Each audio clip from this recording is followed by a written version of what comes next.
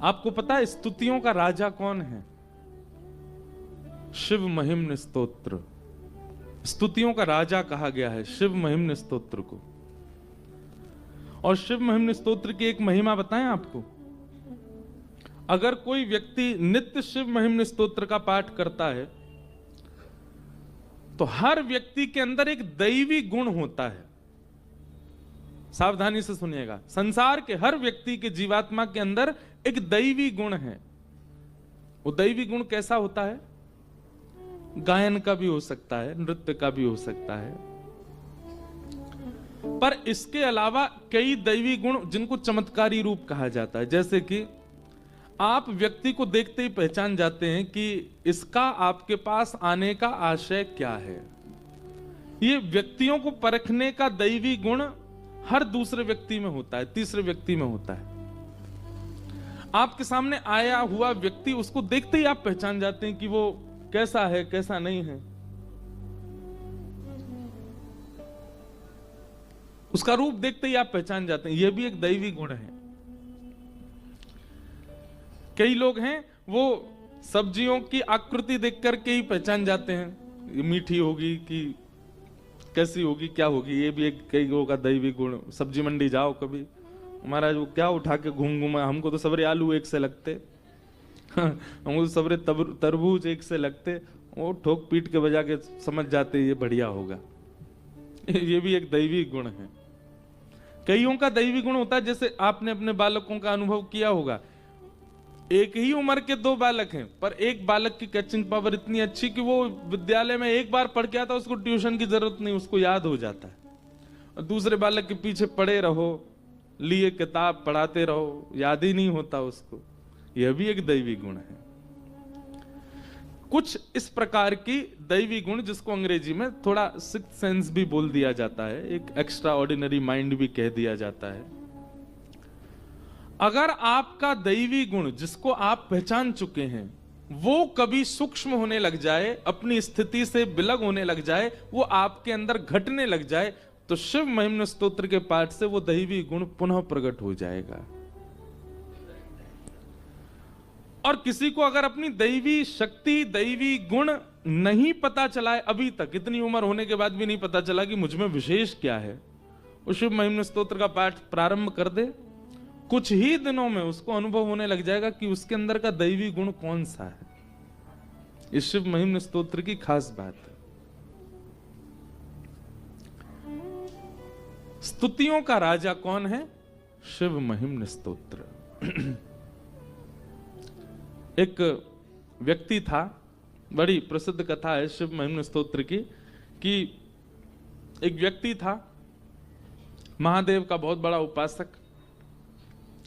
उसी नगर का एक राजा भी महादेव का बहुत बड़ा उपासक।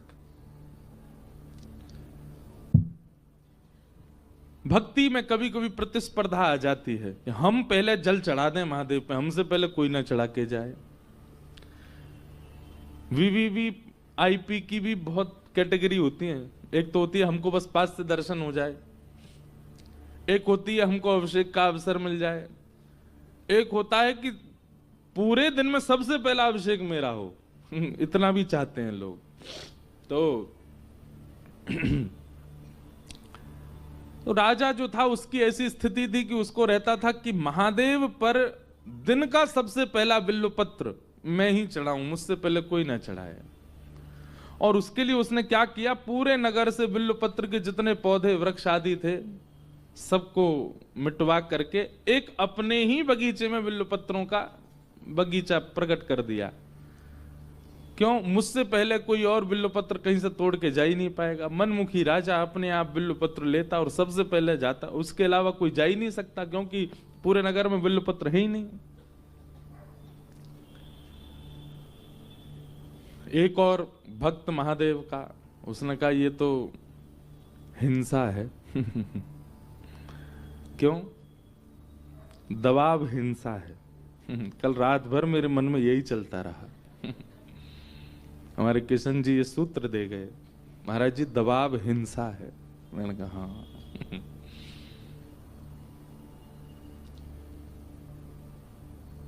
तो महादेव के उस भक्त ने सोचा कि ये तो गलत कर रहे हैं, इन्होंने सारे बिल्वपत्र अपने आंगन में लगा लिए हैं और कोई और जा ही नहीं सकता, ऐसे थोड़ी होता है।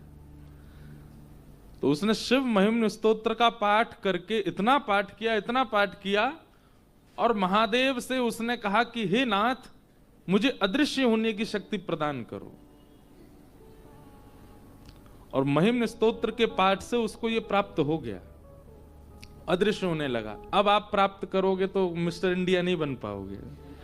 भगवान ने कलयुग में कुछ लोगों की बुद्धि मनस्थिति देख करके वरदान देने और महिमाओं का फल देना थोड़ा कम कर दिया है। अब अदृश्य नहीं हो पाओगे। किसी के मन में अगर ये लोभ आ गया हो, ये बढ़िया बता रहे हैं। अब तो भैया एक बात हम बताएं, कलयुग में सारी स्तुति, सारे जब तब, सबका एक ही फल मिलेगा। क्या? आप सरल हो जाओगे, आप सहज हो जाओगे, आप दीन हो जाओगे। और क्षमा कीजिए, आप सारे चमत्कारों से युक्त हो गए लेकिन सहज नहीं हुए, सरल नहीं हुए, दीन नहीं हुए, तो आपने अपने अनुष्ठान में कहीं कमी छोड़ी है। हरि जी मोहे संत हृदय कर दीजो, हरि जी मोहे संत हृदय कर। आज तक किसी ने महादेव से ये मांगा नहीं होगा कि हे नाथ, मेरे हृदय को संत बना दो, मेरे हृदय को सहज बना दो। पड़ोसियों को देख के ईर्ष्या करता है ये, दूसरे के धन को देख के लोभ करता है ये, पर स्त्री पर पुरुषों के प्रति काम प्रकट करता है ये। हे विश्वनाथ, मेरे हृदय को सरल बना दो। कभी कोई मांगता है? कोई नहीं मांगता। तो शिव महिम्न स्तोत्र का पाठ करके उस महादेव के उपासक ने अदृश्य होने की विद्या सीख ली। अब वो क्या करता? रूप धारण करके सैनिकों के सामने चलता फिरता जाता और राजा के बगीचे से जाकर के एक एक बिल्व पत्र उखाड़ने लगता। सैनिक जैसी तलवार लेके उसके पीछे भागते और जैसे ही मारने के लिए जाते सो अदृश्य हो जाता और सारे बिल्व पत्र तोड़ करके राजा से पहले महादेव पर अर्पित कर देता।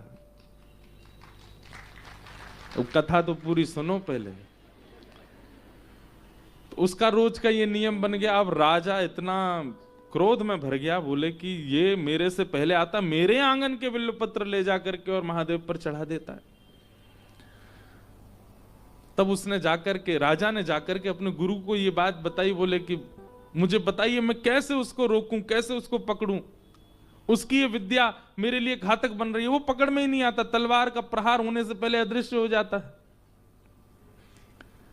तो गुरुजी ने कहा देखो, ये दैवी शक्ति है और शिव महिम्न स्तोत्र से उसने उसको जागृत कर लिया है। अगर किसी व्यक्ति की योग्यता, ये भी बहुत ध्यान से सुनने वाली बात है, किसी व्यक्ति की योग्यता, किसी व्यक्ति के स्वभाव, किसी व्यक्ति के गुण, किसी व्यक्ति की बुद्धि, किसी व्यक्ति के दैवी गुणों को यदि नष्ट करना हो तो उसको निर्माल्य के ऊपर चढ़ा दो।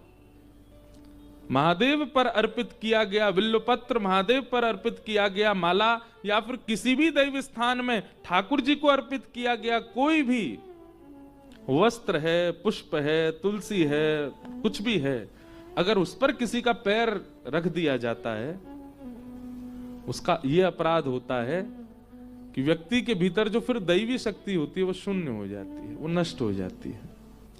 व्यक्ति के अंदर जो विवेक बुद्धि होती है वो विवेक बुद्धि कहीं ना कहीं शांत हो जाती है।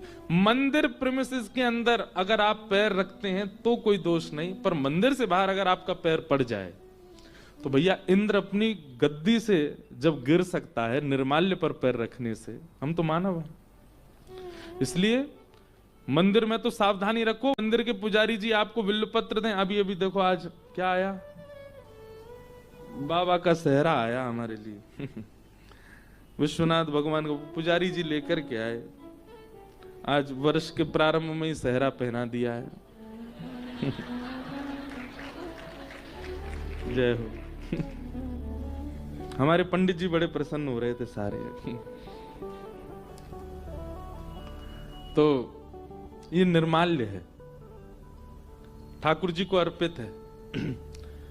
तो मंदिर के अंदर अगर चरण आपकी गलती से पड़ जाएं तो कोई दोष नहीं, पर मंदिर के बाहर तो इन ऐसे जो भी मंदिर से प्राप्त होने वाली वस्तु उनको बड़ी सावधानी से घर लेकर के आया कीजिए।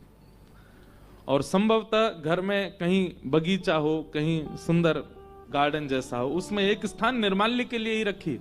धागे सारे निकाल लीजिए और पुष्प आदियों को वहीं व्यवस्थित कर दीजिए। गंगा जी में भी अगर आप पधराते हैं तो वैसे तो गंगा जी में ना पधराएं, इनका उपयोग हो जाएगा अगर इनको भूमिगत ही कर दिया जाए।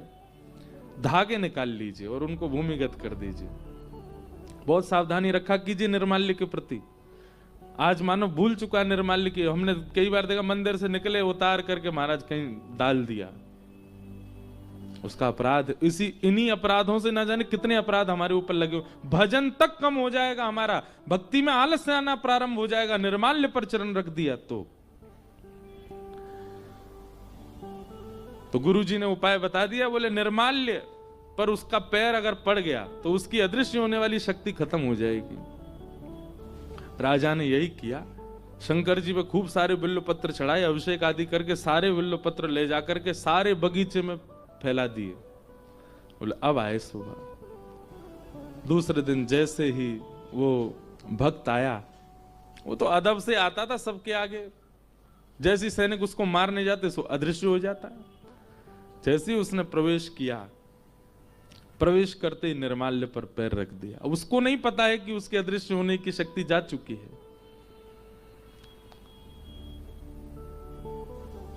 बिल्व पत्र तोड़ने लगा। राजा भी हंसता हुआ ऊपर से आ रहा था। सैनिक दौड़ करके गए, जैसे ही उसको पकड़ने लगे अदृश्य होने की शक्ति उसकी समाप्त हो गई। राजा बोला अब भाग करके दिखा। तलवार निकाल करके राजा उसका सर धड़ से अलग करने आया। उसने नेत्र बंद करके महादेव से प्रार्थना की, हे महादेव, मैं कोई पाप नहीं कर रहा हूं, केवल एक राजा जो हठ पूर्वक पूरे नगर के बिल्व पत्रों को हटवा करके अपने आंगन में लगवा लेता है, उसको केवल सिखाने के लिए मैंने ये क्रिया की। मेरा कोई इसके प्रति अपराध नहीं। अपराध हो तो मुझे दंड मिले, और यदि मेरा अपराध नहीं है तो आप मेरी रक्षा करो। उसके मन में विचार आया, जिस महिम्न स्तोत्र ने मुझे सिद्धि प्रदान की, आज वह सिद्धि चली गई तो पुनः महिम्न स्तोत्र से आ भी जाएगी। और राजा जब तक समीप आता उसने पुनः शिव महिम्न स्तोत्र का पाठ किया। और जैसे ही राजा तलवार प्रहार करने लगा, स्तोत्र का पाठ पूर्ण होते ही उसकी वह शक्ति पुनः जागृत हो गई, फिर अदृश्य हो गया और फिर वहां से चला गया। तो ये बात हम क्यों कह रहे हैं? इतना पावरफुल है शिव महिम्न स्तोत्र। लेकिन ये सारी बात क्यों कही गई है? स्तुतियों का राजा शिव महिम्न स्तोत्र, और स्तुति जिसकी इतनी महान है तो इसका मतलब वो महादेव कितने महान होंगे। लेकिन वही महादेव जब हिमालय पर बैठ करके ध्यान करते हैं और श्री पार्वती जी पूछती हैं कि हे श्री महादेव, आप किसका ध्यान कर रहे हैं, तब महादेव गाते हैं। वही महादेव जिनकी स्तुति स्तुतियों की राजा है, वो महादेव हिमालय पर बैठ करके पार्वती जी को सुनाते हैं। मुनिंद वृंद वंदिते त्रिलोक शोक हारिणी, निकुंज भूविलासनि, ब्रजेंद्र भानु नंदिनी, ब्रजेंद्र सूनु संगत, कदा करिष्यसि मां कृपा कटाक्ष भाजनम्। मुनिंद वृंद वंदिते त्रिलोक शोक हारिणी, प्रसन्न वक्त्र पंकज, निकुंज भूविलास, व्रजेंद्र भानु नंदनी, व्रजेंद्र सूनु संगत, कदा करिष्यसि मां कृपा कदा करिष्यसि मां कटाक्ष भाजनम्। किशोरी जी का गुणगान करते हैं महादेव, तो इसका मतलब क्या है?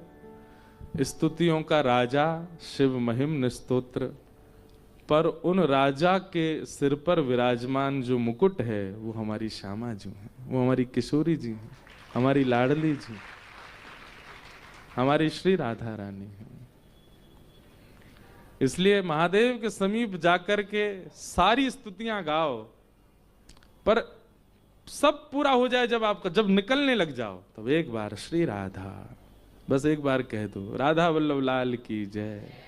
महादेव को एक बार युगल युगल का स्मरण करा करके जाओ। और अगर गोपी गीत याद है आपको, काशी वाले ध्यान से सुनो, तो निश्चित ही महादेव के पास जाके गोपी गीत सुनाया करो।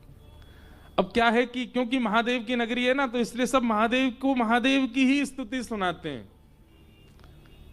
लेकिन हम ब्रजवासी, हम ब्रज से आकर के हमारे मन में आता है कि महादेव को जो प्रसन्नता हो वो अर्पित किया जाए। वही बात हो गई, मैंने कहीं कह दिया था कि मुझे रसगुल्ला ढोकला बहुत पसंद है। अब तो मैं जहां जाऊं वहां मुझे रसगुल्ला ढोकला ही मिले, रसगुल्ला ढोकला ही मिले, रसगुल्ला ढोकला ही मिले। कभी कभी प्रिय वस्तु के रस को बढ़ाने के लिए, कभी कभी जैसे किसी को रसगुल्ला बहुत पसंद है और उससे पहले ही उसने गजक खाई है, एक बात बता रहे हैं, कभी कभी प्रिय वस्तु के रस को बढ़ाने के लिए, कभी कभी जैसे किसी को रसगुल्ला बहुत पसंद है और उससे पहले ही उसने गजक खाई है, एक बात बता रहे हैं। अब गजक खाई, गजक के बाद रसगुल्ला आ गया, तो आप क्या करोगे?